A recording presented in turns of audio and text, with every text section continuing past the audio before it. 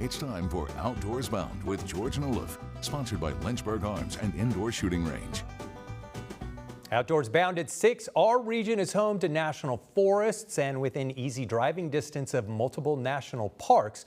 We're talking about more than 1 million acres of federal land. Now that raises the question, what impact will the federal shutdown have on people who fish, hunt, hike, and trap on those federal preserves? Our George Nolaf has been looking into it. He joins us now with what he's found out. Hey, George. Hey, Ron. In the short term, shutdown shouldn't affect us too much unless you have to deal directly with a federal employee on paperwork or for a tag or a stamp. How y'all doing there, folks?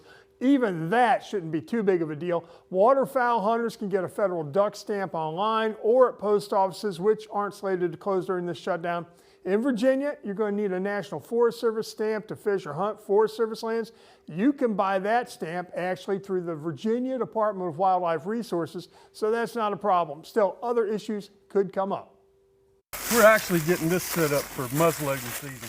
Whether you're already out setting up on Forest Service lands for the upcoming deer, turkey, and bear seasons, or heading for Virginia's Assateague National Seashore to do some surf fishing, or planning on doing some hiking at one of the many national parks in the region, you're going to be okay. At least for now, all of those places are going to stay open. Unless the president were to send out the National Guard to keep people from going into the national forest, which he's not going to do, I don't see any impacts. People will be able to go hunting, they'll be able to go fishing. You still have the state hunting seasons, and the state officers will be out there doing their thing.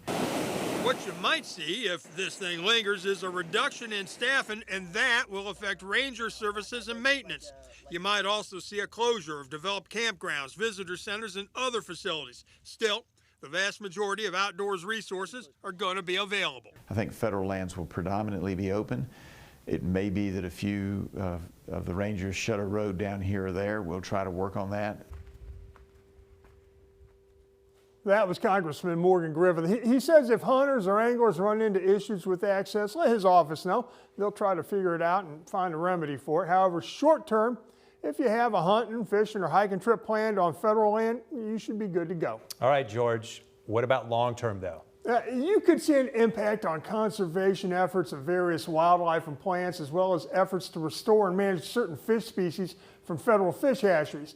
There would also be issues with upkeep and maintenance on federal land and at national parks. We're talking about some pretty severe staff reductions.